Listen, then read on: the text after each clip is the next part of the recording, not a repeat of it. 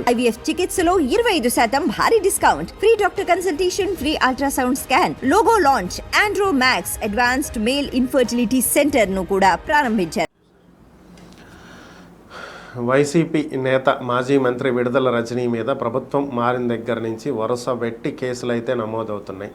ఈరోజు కూడా ఒక కేసు అయితే నమోదైంది. స్థానికంగా చిలకలూరిపేట మార్కెట్ యార్డ్ మాజీ చైర్మన్ బత్తుల శ్రీనివాసులు విడుదల రజని ఇంటి ముందు ఆత్మహత్య చేసుకుంటానంటూ ఒక వీడియోని విడుదల చేయటం జరిగింది. విడుదల రజని అధికారంలో ఉన్నప్పుడు ఆమె మామ విడుదల లక్ష్మీనారాయణ, అలాగే ఆమె మరిది విడుదల గోపి, వీళ్ళంతా కలిసి చిలకలూరిపేటలో ప్రభుత్వానికి సంబంధించినటువంటి పలు స్థలాలను కబ్జా చేశారని, అలాగే ప్రైవేట్ వ్యక్తుల స్థలాలను కూడా కబ్జా చేశారని, తనకు చెందినటువంటి స్థలాన్ని కూడా కబ్జా చేయటం జరిగిందని, ఇప్పుడు వీళ్ళు గనక దీన్ని వెనక్కి ఇవ్వకపోతే, ఈ స్థలాలు కబ్జా చేసినటువంటి స్థలాలను వెనక్కి ఇవ్వకపోతే మాత్రం తన ఇంటి ముందు ఆత్మహత్య చేసుకుంటానంటూ ఆయన ప్రకటించడం జరిగింది.